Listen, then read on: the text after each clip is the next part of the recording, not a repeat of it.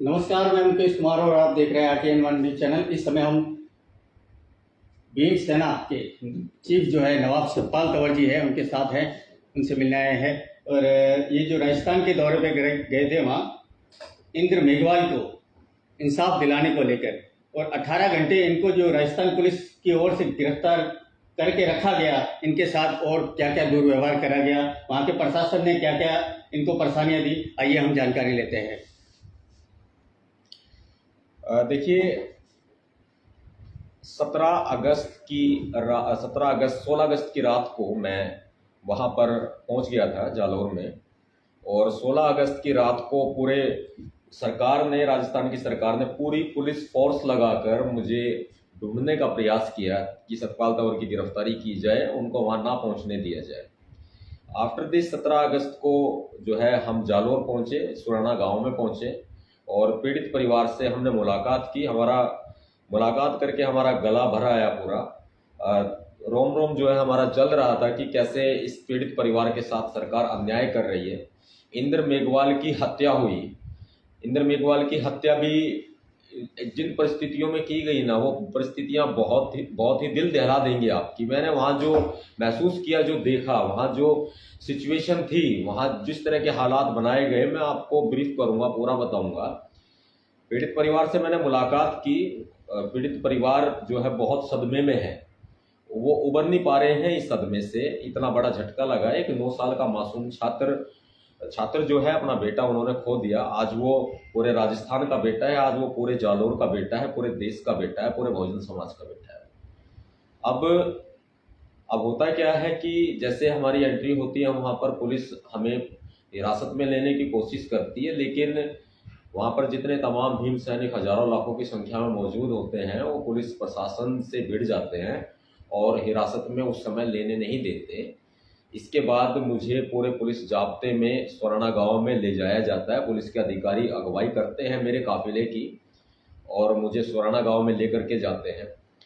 मैं वहां पहुंचता हूं तो देखता हूं कि पीड़ित परिवार को उन्होंने एक तरह से बंधक बनाया हुआ है। आगे पीछे सरकार के मंत्री पीड़ित परिवार को दबाने का प्रयास कर रहे हैं। सरकार के कुछ ऐसे मंत्री जो दलित समाज के मंत्री हैं, दलित समाज से संबंध रखते हैं, दलित समाज के मंत्री नहीं है, वो दबे हुए कुचले हुए हमेशा से वो मंत्री जो कांग्रेस पार्टी में है, कुछ बीजेपी में है, और बीजेपी और कांग्रेस के पदाधिकारी भी वहां पर मौजूद होते हैं जो पीड़ित परिवार को दबाव में रखे हुए हैं। पीड़ित परिवार के ऊपर समझौता करने का दबाव बनाया जा रहा है, नाजायज दबाव बनाया जा रहा है। जो इंद्र मेघवाल के पिताजी हैं, मुझसे देखते ही वो मुझसे लिपटकर उनका गला भरा आया, उनकी आंखें भर आई, वो रोने लगे। काफी मिनट तक वो है मेरी छाती से हटा नहीं। बिल्कुल, सतपाल भाई आप ही न्याय दिलाओगे, सतपाल भाई हमारी मदद आप ही कर सकते हो। मैं मिला इंद्र मेघवाल की माताजी से मिला। मैं उनकी माताजी टूटकर आधी हो चुकी है। 2 भाई हैं इंद्र मेघवाल के छोटे।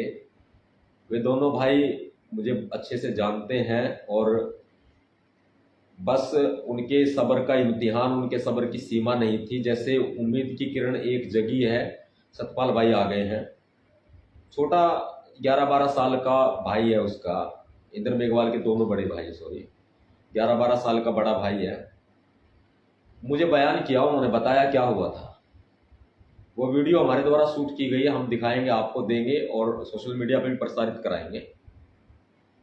इसके बाद जैसे बताया है बच्चे ने, उनकी आंखों के सामने की घटना है।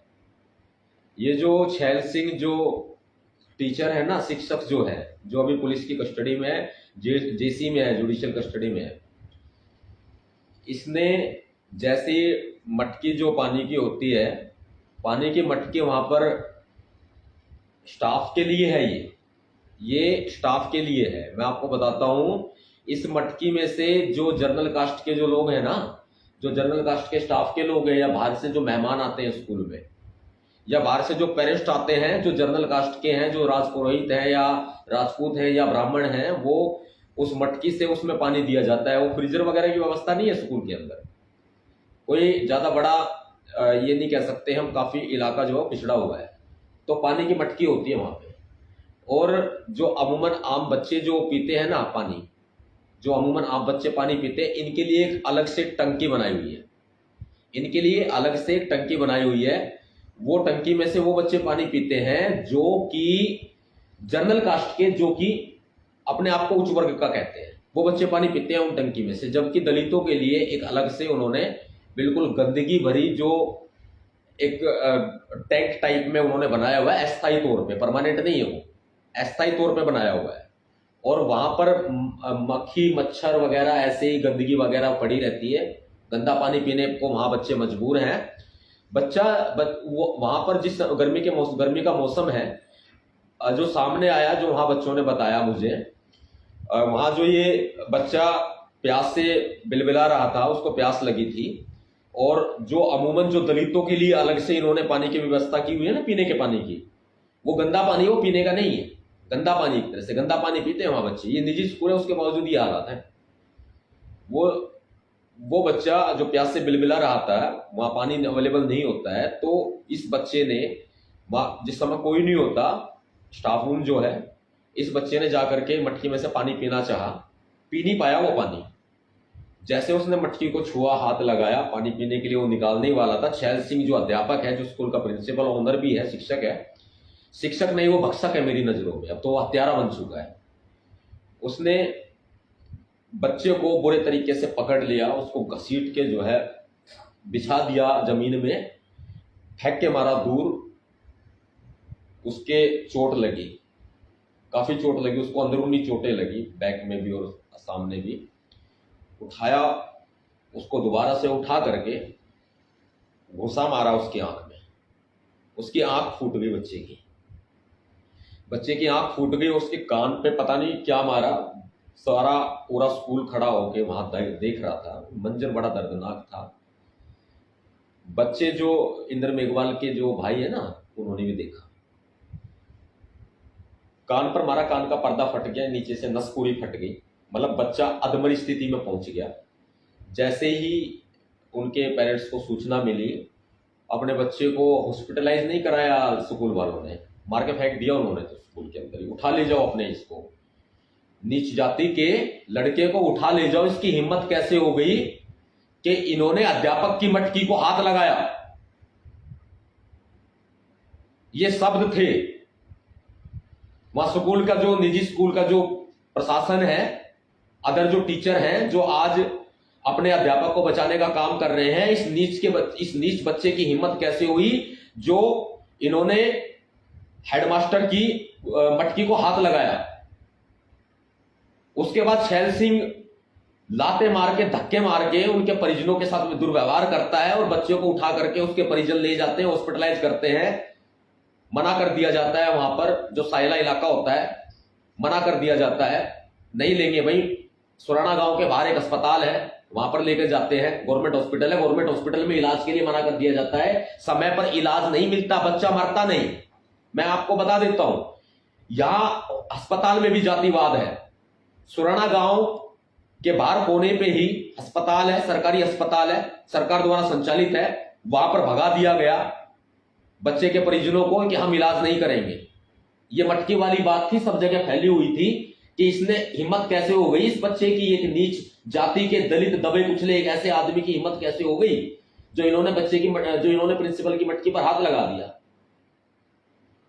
वहां से लेकर के जाते हैं बच्चे को हॉस्पिटल में, शहर में ले जाते हैं, जालौर में ले जाते हैं, वहां भी अस्पताल इलाज करने से मना कर देता है। उस समय चोट गंभीर नहीं होती है, देखो पर्दा फट गया, नस फट गई, इलाज हो सकता है, वो बच्चा हमारे सामने जिंदा होता, इलाज हो सकता है। इसके बाद उठा करके इस बच्चे को, ये जब इलाज नहीं मिलता, जाति की वजह से इलाज नहीं मिलता, हॉस्पिटल में इलाज नहीं करते हैं, इसको अहमदाबाद ले जाया जाता है, गुजरात अहमदाबाद में लड़का एडमिट रहता है, जिंदगी और मौत के बीच संघर्ष कर रहा होता है, और लास्ट में आखिरी में आकर के वो दम तोड़ देता है, हार जाता है, एक इंसानियत हार जाती है, जातिवाद भारी पड़ जाता है ऐसे लोगों के ऊपर। अब वापसी, जैसे डेड बॉडी को लाया गया, मारपीट होती है, लाठीचार्ज होता है, लोगों को मारा जाता है, कि अशोक गहलोत के इशारे पर लाठीचार्ज किया जाता है वहां पर। ये पीड़ित परिवार बहुत उम्मीद लगाए हुए है समाज से। मैंने न्याय का उनको पूरा भरोसा दिया है कि हम न्याय दिला करके रहेंगे, लेकिन सरकार बिल्कुल विफल है। सरकार नहीं चाहती कि इस परिवार को न्याय मिले। सरकार नहीं चाहती कि इंद्र मेघवाल को न्याय मिले और जो आरोपी है, जो शिक्षक नहीं भक्षक है, उसको फांसी की सजा हो। ये सरकार नहीं चाहती। पीड़ित परिवार को न्याय का भरोसा दिला करके प्रशासन को मैं सूचना दे देता हूं कि सतपाल तंवर जालोर में ही बैठेगा। 17, 18, 19, 20, 25 जब तक मेरी सांसों में सांस है ना, मैं बैठा रहूंगा न्याय के लिए। जालोर नहीं छोड़ूंगा, मैं जालोर में ही बैठा रहूंगा। जैसे ही मेरी जालोर में बैठने की घोषणा होती है, वैसे ही पुलिस प्रशासन पूरा अलर्ट हो जाता है। अशोक गहलोत सरकार मेरी गिरफ्तारी के आदेश देती है। मुझे आधी रात को, मुझे 17 अगस्त की आधी रात को पुलिस के अफसरों के द्वारा मुझे वहां से अपनी हिरासत में ले लिया जाता है। मुझे शुरू में ये लोग अनजान जगह लेकर के जाते हैं, इसके बाद में मुझे जोधपुर में ले जाकर के पटक दिया जाता है। वो जगह मैं भी नहीं जानता कि कौन सी होती है, लेकिन वहां पर मेरे साथ में जिस तरह से पुलिस अधिकारियों के द्वारा दबाव बनाया जाता है, पूरे 18 घंटे मुझे हिरासत में रखा गया। वहां पर पूरे 18 घंटे मुझे हिरासत में रखा गया। मुझे मेरे लोगों से नहीं मिलने दिया गया। पीड़ित परिवार से एक बार दुख बांटने के लिए मिला करके ले आए, लेकिन दुख बांटना ही मेरा मकसद नहीं है। परिवार से मिलना ही मेरा मकसद नहीं है। परिवार को न्याय दिलाना मेरा मकसद है। और उस न्याय की आवाज को बुलंद करने के लिए, अपनी बात अशोक गहलोत तक पहुंचाने के लिए, इस पीड़ित परिवार की आवाज बनने के लिए मैंने फैसला लिया कि मैं जालोर में बैठूंगा। मैं वहीं बैठूंगा, सुराना गांव में बैठूंगा, और सुराना गांव में बैठ करके मैं अपनी आवाज को बुलंद करूंगा। मैं इस न्याय की आवाज को बुलंद करूंगा। मुझे आधी रात को पुलिस के अफसर मुझे उठा करके ले जाते हैं। पुलिस के अफसर मुझे जोधपुर ले जाते हैं और मुझे पूरे 18 घंटे हिरासत में रखा जाता है। मुझे वहां टॉर्चर किया जाता है, जबरन मेरे ऊपर दबाव बनाया जाता है। सरकार के द्वारा मेरे ऊपर दबाव बनाया जाता है कि मैं ऐसा बयान दूं, मीडिया के सामने लाने की साजिश रची जाती है। मुझे बोला गया है कि आपकी सारी मांगे हम मान रहे हैं, आप मीडिया में यह बयान दें, हम यहां मीडिया को बुलाएंगे।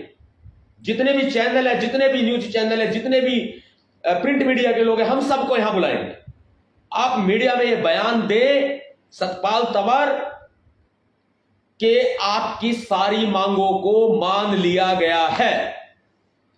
लेकिन मेरे जमीर ने मुझे गवाही नहीं दी। स्वाभिमान जिंदा है मेरा, मरा नहीं है। मैं राजनीति के लिए अपने परिवार के साथ समझौता नहीं कर सकता। मैं उनकी उम्मीदों के साथ, मैं उनके जमीर के साथ मैं समझौता नहीं कर सकता। मेरे ऊपर बहुत दबाव बनाया गया, टॉर्चर किया उन्होंने मुझे कि आप ऐसा बयान दें कि फांसी की सजा की मांग भी सरकार ने मान ली है।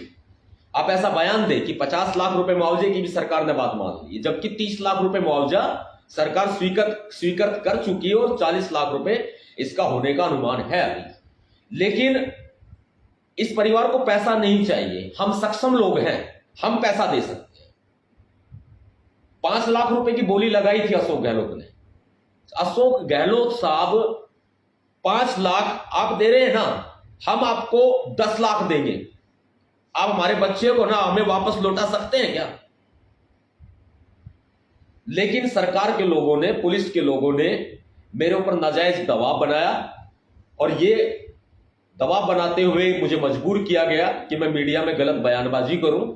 सरकार ने मांगे मान ली हैं, इस तरह का तथ्य भ्रम फैलाऊं और ये षड्यंत्र रचा गया। इन्होंने षड्यंत्र रचा कि अमूमन लोग वहां, जो मनुवादी गैंग के लोग हैं, जो सामंतवादी गैंग के लोग हैं, वहां हमारे खिलाफ इकट्ठा हो रहे हैं और ऐसा षड्यंत्र रचा गया कि सतपाल तंवर की हत्या करा दी जाए। ऐसा उन्होंने षड्यंत्र रचा। अब शाम की 18 की शाम की फ्लाइट से इन्होंने मुझे वापस दिल्ली भेज दिया। न्याय को पैरों तले जो है कुचलने का काम किया अशोक गहलोत ने। लेकिन हम पीछे हटने वाले लोग नहीं हैं। हमने अपनी मां का दूध पिया है, हम पीछे नहीं हटेंगे। मैंने उस परिवार से वादा किया है, मैं उस परिवार को न्याय दिलाकर रहूंगा। मैं उस परिवार से मिला हूं, मैंने वादा किया है, मैंने भरोसा दिलाया उस परिवार। अब भीमसेना का अगला पड़ाव क्या रहेगा? उस परिवार की उम्मीदें हैं मेरे लिए, उस परिवार की उम्मीदें बंधी हुई है। वो मेरे ऊपर भरोसा लगाए हुए हैं कि सतपाल तंवर भाई न्याय दिलाएंगे हमें। सतपाल तंवर भाई हमारी मांगों को मनवाएंगे। सतपाल तंवर भाई छैल सिंह जो भक्षक शिक्षक है उसको फांसी के तख्ते पर पहुंचाएंगे। लेकिन सरकार की मंशा गलत है। अशोक गहलोत तानाशाही कर रहे हैं। कांग्रेस का जहाज राजस्थान में डूब चुका है। कांग्रेस सरकार ने दलितों के हितों के साथ छल किया है। कांग्रेस ने दलितों के हितों के साथ छल किया है, कपट किया है। कांग्रेस ने दलितों के साथ भ्रम की स्थिति पैदा की है। दलितों को गुलाम बनाकर रखा है कांग्रेस ने। जो आज राजस्थान में जो अत्याचार हो रहे हैं ना, कहीं मूछें काटी जा रही हैं, कहीं घोड़ी पर चढ़ने से रोका जा रहा है। मैं आपको बता देता हूं, मैं वहां मौजूद रहा, लगभग 3 घंटे में सुराना गांव में मौजूद रहा। मैं 18 घंटे पुलिस की हिरासत में रहा। मैं 4 घंटे अपने लोगों के बीच में रहा, जनता के बीच में रहा। वहां लोगों ने मुझे बताया, लोगों की आंखों से आंसू निकल रहे थे कि सतपाल भाई नाई हमारे बाल भी नहीं काटता है। ये जो पश्चिमी राजस्थान है, मैं खुलासा कर रहा हूं, बता रहा हूं आपके सामने, पश्चिमी राजस्थान में दलितों के बाल नहीं काटे जाते, नाई की दुकान पर बाल नहीं काटे जाते। अगर कोई अपनी जाति छिपा करके बाल कटाने चला गया और किसी को पता लग गया ना, तो उस व्यक्ति की हत्या कर दी जाती है। ऐसे बहुत सारी घटनाएं वहां पर हो चुकी हैं जो प्रकाश में नहीं आई। इससे पहले भी आपका दौरा हुआ था राजस्थान में जितेंद्र पाल मेघवाल हत्याकांड को लेकर, तो उसमें भी अभी तक राजस्थान सरकार ने कुछ मांगे नहीं मानी, उसको लेके क्या कहना चाहिए? देखिए, मैं शुरू से इस मामले पर बना हुआ हूं। जितेंद्र मेघवाल के परिवार से मैं मिला और परिवार को न्याय का पूरा आश्वासन दिया, सरकार ने दिया था। लेकिन हमें सरकार पर शुरू से भरोसा नहीं था। सरकार ने इस परिवार के साथ, जितेंद्र मेघवाल के परिवार के साथ सरकार ने धोखा किया, सरकार ने षड्यंत्र किया है। मेरा सरकार पर, कांग्रेस पर कदापि भरोसा नहीं है, कदापि विश्वास नहीं है। झूठ बोलते हैं ये लोग, और झूठ तो तब बोले ना, हम उनकी बात को माने कैसे? आप मुझे बताएं, अशोक गहलोत ने कोई ट्वीट किया हो? जितेंद्र मेघवाल के मामले में नहीं किया ना। अशोक गहलोत ने कोई भी प्रेस विज्ञप्ति जारी की हो? नहीं की। अरे सीएम कार्यालय की तरफ से, सीएम मुख्यालय की तरफ से कोई विज्ञप्ति जारी हुई है क्या कि मांगों को मान लिया जाएगा? ये तो जो लोग सरकार में बैठे हुए हैं। इसी तरह का एक मामला सामने आया है अपने राजस्थान के उदयपुर में। मैं अपनी बात पूरी करूं, एक बार मैं रोकूंगा, आपको क्षमा चाहता हूं। जो सरकार में बैठे हुए लोग हैं, मंत्री विधायक लेवल के लोग हैं, उन्होंने ये भ्रम फैलाया था। उन्होंने लोगों को गुमराह किया था कि सभी मांगे मान ली गई है, और पूरे सोशल मीडिया पर और मीडिया में यह चल गया था कि जितेंद्र मेघवाल को न्याय मिल गया है। यह बहुत गलत था, यह बहुत गलत था। जितेंद्र मेघवाल को कोई न्याय नहीं मिला है, और हम शुरू से ही इस पर अड़िग हैं कि न्याय मिले। अभी मैं यहां आपके सामने खुलासा किया ना, मैंने बताया ना कि 18 घंटे पुलिस हिरासत में मेरे ऊपर दबाव बनाया गया, सतपाल तंवर गलत बयान दे कि सभी मांगे मान ली गई हैं। लेकिन ऐसा कोई नोट नहीं है जो मुझे खरीद सके। मैं पीड़ित परिवार की भावनाओं के साथ समझौता नहीं कर सकता। मेरी गर्दन कट जाएगी। गर्दन काट करके मेरी जमीन पर डाल दो, मुझे गोली मार दो, लेकिन मैं झूठ नहीं बोल सकता। मैं इस परिवार के साथ धोखा नहीं कर सकता। मैं इस परिवार के साथ समझौता नहीं कर सकता। मैं परिवार की भावनाओं के साथ, पूरे दलित समाज की भावनाओं के साथ, मैं करोड़ों बहुजनों की भावनाओं के साथ समझौता नहीं कर सकता।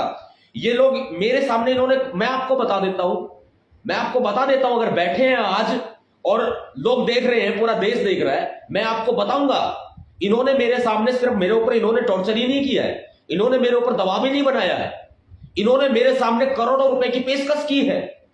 इन्होंने कहा है कि मुंह मांगी कीमत बताइए मिस्टर नवाब सतपाल तंवर। आप वहां जो मंत्री है मिस्टर मेघवाल है, उनका फोन आता है, पुलिस प्रशासन के लोगों के पास में, पुलिस अफसरों के पास में फोन आता है, कांग्रेस के मुख्यालय दिल्ली से फोन आता है उनके पास में, राहुल गांधी जी का नाम लिया जाता है कि राहुल गांधी जी खुद बात कर रहे हैं। मैंने कि क्या वो मेरे से बात करने की बोल रहे हैं?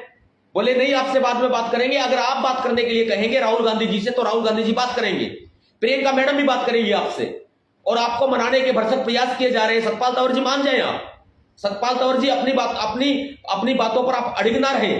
पीड़ित परिवार के साथ न्याय हो चुका है। जब राहुल गांधी आपके साथ हैं, प्रियंका गांधी आपके साथ हैं, आपको किस चीज की कमी है? मुंह खोलिए मिस्टर नवाब सतपाल तंवर, आप मुंह खोलिए, क्या कीमत है आपकी? अरे मेरी कीमत बहुजन समाज जानता है, मेरी कीमत समाज जानता है, मेरी कीमत देश जानता है, मेरी कीमत मेरे लोग जानते हैं।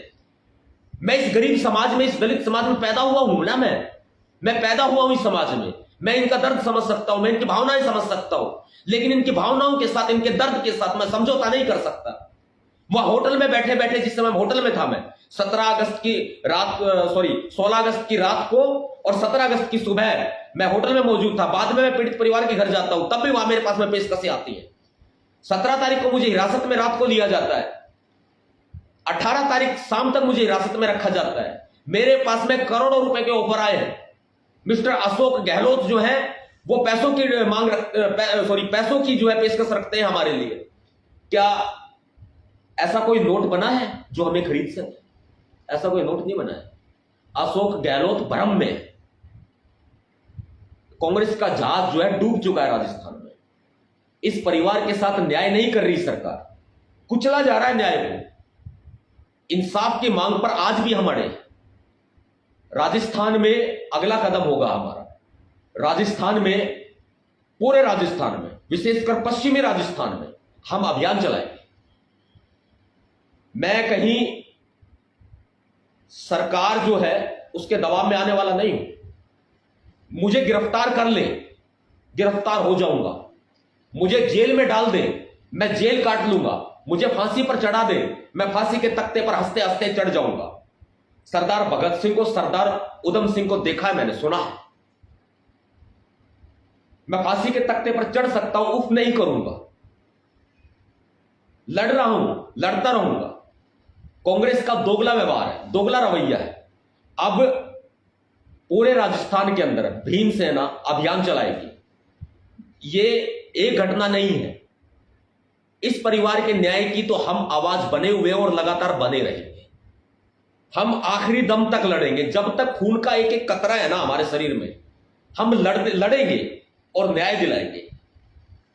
अगर इस परिवार को न्याय नहीं मिला ना, तो आगे भी हमारा कदम होगा, हम बता देंगे क्या हमारा कदम होगा। अभी हम खुलासा नहीं करेंगे इस बात का। लेकिन पूरे पश्चिमी राजस्थान में, पूरे राजस्थान प्रदेश में मैं खुद पैदल यात्रा करूंगा, मैं खुद पैदल यात्रा करूंगा। मैं दौरा करूंगा राजस्थान का पूरा। राजस्थान के हर एक जिले में, हर एक गांव में मैं अपने लोगों को बाहर निकाल के लाऊंगा, जो बाहर नहीं निकल पा रहे, जिनके बाल नहीं काटे जाते, जिनकी मूछें काट दी जाती हैं, जिनको साफ सुथरे, आज हम साफ सुथरे कपड़े पहन के बैठे हैं ना, ये कपड़े पहनने की इजाजत नहीं है वहां पर अमूमन एक पहनावा है, मैं आपको बता देता हूं। धोती बांधते हैं, कुर्ता सा डालते हैं, वही पहनावा है। दलितों को वही पहनने की इजाजत है। महिलाएं भी साफ सुथरे कपड़े नहीं पहन सकती। हम ये आजादी दिलाएंगे राजस्थान में। हम लोगों को आजाद करेंगे। लोग आजादी चाहते हैं वहां पर। राजस्थान आजाद नहीं है। राजस्थान को पाकिस्तान के माफिक अशोक गहलोत ने बना दिया है। और सिर्फ अशोक गहलोत ही नहीं, पहले जो सरकारें रही उन्होंने भी, एक अशोक गहलोत नहीं है, ये पूरी गैंग है। ये बीजेपी और कांग्रेस की गैंग है, ये सामंतवादियों की गैंग है, ये मनुवादियों की गैंग है, जो दलितों को उठने नहीं दे रहे हैं वहां पर। अब भीमसेना राजस्थान में पद यात्रा करेगी। आने वाले समय में पूरा हम अपने कार्यकर्ताओं से बात कर रहे हैं, हम अपने पदाधिकारियों से बात कर रहे हैं। हम पूरी रूपरेखा तैयार करेंगे। राजस्थान में हम पदयात्रा करेंगे। हर एक बच्चे को हम वहां बाहर लाएंगे, लोगों को अधिकार बताएंगे। वहां लोग ना दबे हुए हैं बहुत ज्यादा, उनको अपने अधिकारों का भी नहीं पता है, क्या उनके अधिकार है, उनके क्या राइट्स है, उनको नहीं पता है। हम उनके अधिकारों के बारे में बताएंगे। हम बताएंगे गुलामी से उनकी आदत पड़ चुकी है, गुलामी में जीवन जीने की। हम उनको गुलामी से बाहर लाएंगे कि आजादी भी कुछ है। जो सदियों पुरानी व्यवस्था है ना, इस व्यवस्था को बदलना है हमें। ये व्यवस्था ही बदलेगी, तभी सुधार होगा। लोगों में शिक्षा नहीं लेने दी जाती है, लोगों को पढ़ने नहीं दिया जाता है वहां पर। ये वहां हालात है। अब हम पूरे राजस्थान में बदलाव करने का संकल्प लिए हुए हैं। ये संकल्प लेकर के हम आगे बढ़ रहे हैं। ये हमारा दृढ़ निश्चय होगा आज, और हम इसकी पूरी रूपरेखा तैयार कर रहे हैं, पूरी रणनीति तैयार कर रहे हैं, पूरी प्लानिंग तैयार कर रहे हैं। हम राजस्थान प्रदेश से कांग्रेस को उखाड़ फेंकेंगे, राजस्थान प्रदेश से हम बीजेपी का नामो निशान मिटा देंगे, क्योंकि वही सत्ता में बैठे लोग हैं, वही लोग सत्ता में बैठे हैं और वही लोग अत्याचार होने देते हैं, करने देते हैं। जूते चप्पल पहनते हैं ना हम लोग, मैं आपको बताता हूं, हम लोग जूते चप्पल पहनते हैं जो अपने आप को उच्च वर्ग का लोग कहते हैं, जिनकी हवेलियां बनी हुई है। उनके घरों के बाहर से उच्च वर्ग के जो लोग हैं, उनके घरों के बाहर से लोग निकलेंगे ना, तो अपने जूते चप्पल हाथ में उठा लेंगे, और हाथ में उठा करके ऐसे नीचे गर्दन करके जब वो उनके घर के सामने से निकलते हैं, लोगों को जूते चप्पल पहन करके निकलने की आजादी नहीं है वहां पर, उनको साफ कपड़े पहनने की आजादी नहीं है। ये जूते चप्पल जो पहनने वाली बात है ना, हम लोगों को लंदन के लाए हुए ब्रांडेड जूते हम पहनाएंगे वहां पर पश्चिमी राजस्थान में लोगों, और देखते हैं किसकी मां ने दूध पियाया है, देखते हैं किसकी मजाल है वहां रोक दे। क्योंकि ये जूता जो है ना, जूता भी इलाज करेगा। ये जो बाल नहीं काटने दिए जाते, ठीक है, हमारे बाल नहीं काटने दिए जाते ना, तो जो सामंतवादी लोग हैं, यही जूता मारकर उनके सर पर, उनको हम हमेशा हमेशा के लिए गंजा करेंगे। सामंतवादियों का जो राज, जो इनकी व्यवस्था, इनकी गुलामी जो चल रही है ना, उसका अंत करेंगे हम। मुझे पूरे समाज से मदद की अपेक्षा है। मैं हर एक संगठन का, हर एक संस्था का आह्वान करता हूं कि जिस लड़ाई को लेकर के हम चले हैं, इस लड़ाई में हमारी मदद करें।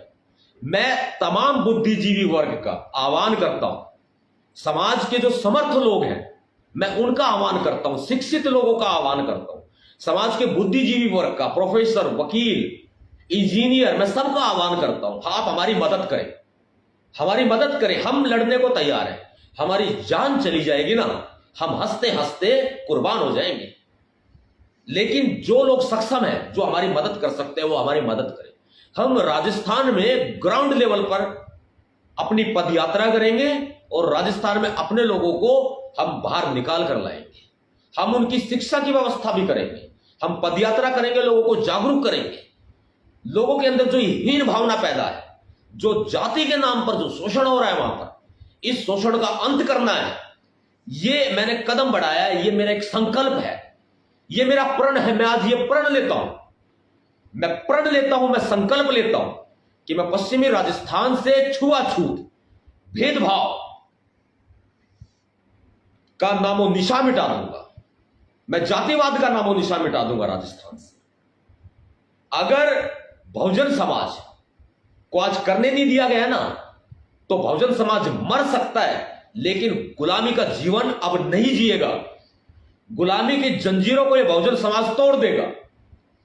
पुलिस प्रशासन हो राजस्थान में, या प्रशासन हो या सरकार हो, सभी लोग मिल करके दमन कर रहे हैं। ये सबकी गैंग बनी हुई है, ये मिल करके दमन कर रहे हैं। हमाम में सारे नंगे हैं, नीचे से लेकर के ऊपर तक, और चाटुकार लोग, बहुत सारे लोग फैले हुए हैं, सरकार में भी, संगठनों में भी, समाज में भी। ये लोग हमारे सोसाइटी को, दलित समाज को, बहुजन समाज को, SC ST OBC वर्ग को, मीणा समाज को, गुज्जर समाज को दबाने का काम कर रहे हैं। सिर्फ एक SC ST नहीं, मीणा, गुज्जर, इनको भी दबाने के भरसक प्रयास किए जा रहे हैं। मीणा समाज, जाट समाज, गुज्जर समाज हमारे साथ आया है, उन्होंने हमारा समर्थन किया है, लेकिन उनको भी दबाने का काम किया सामंतवादियों ने। वो अपना एक छत्र राज कायम रखना चाहते हैं वहां पर।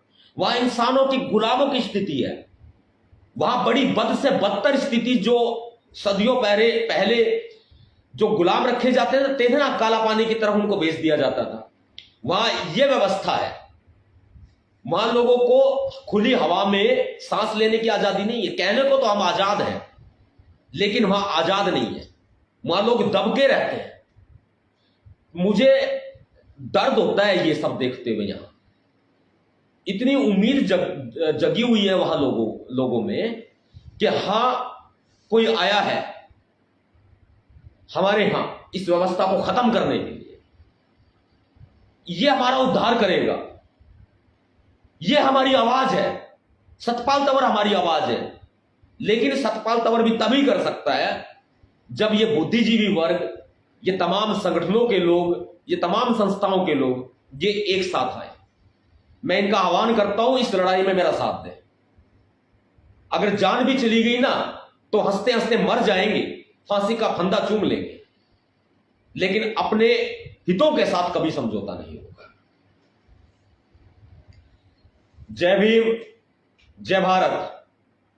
जितने भी सभी साथी यहां सुन रहे हैं ना, उनसे मेरी यही अपेक्षा है, भीम सैनिकों, बहुजन समाज के लोगों, लड़ाई लंबी है, लड़ाई लंबी है, हम सबको मिलकर लड़नी है।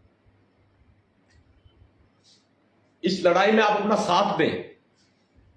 हमें परिवार को न्याय दिलाना है, जितेंद्र मेघवाल के परिवार को हमें न्याय दिलाना है, हमें इंद्र मेघवाल के परिवार को न्याय दिलाना है। वहां जो हमारी कौम के ऊपर शोषण हो रहा है, जो दबे हुए हैं, जिनको दबाया गया है, जिनको गुलाम बनाया हुआ है, आज इस गुलामी का अंत हमें मिलकर करना है। एक सतपाल तंवर से इनको इतना खौफ पैदा हो गया ना, तो ये खौफ अब बना के रखेंगे। राजस्थान को हम अकेला नहीं छोड़ेंगे, अकेला नहीं छोड़ सकते हम राजस्थान।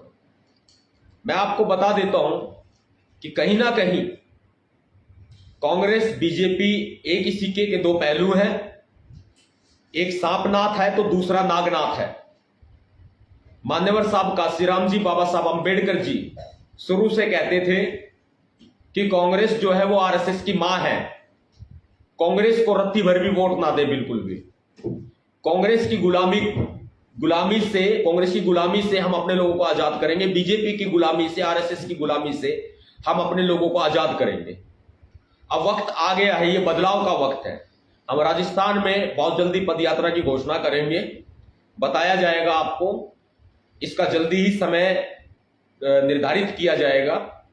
याद रखें, हरियाणा मेरी जन्मभूमि, हरियाणा मेरी जन्मभूमि, यूपी मेरी कर्मभूमि। हरियाणा मेरी जन्मभूमि, यूपी मेरी कर्मभूमि, तो राजस्थान मेरी रणभूमि है, रणभूमि, याद रखना। हरियाणा मेरी कर्मभूमि, यूपी मेरी, हरियाणा मेरी जन्मभूमि, यूपी मेरी कर्मभूमि, पंजाब मेरी क्रांति भूमि, दिल्ली मेरी शिक्षा भूमि, राजस्थान मेरी रणभूमि है, याद रखना। क्रांतिकारी जय भीम, जय भारत, नीला सलाम, जय संविधान, भीम सेना जिंदाबाद। फिनिश।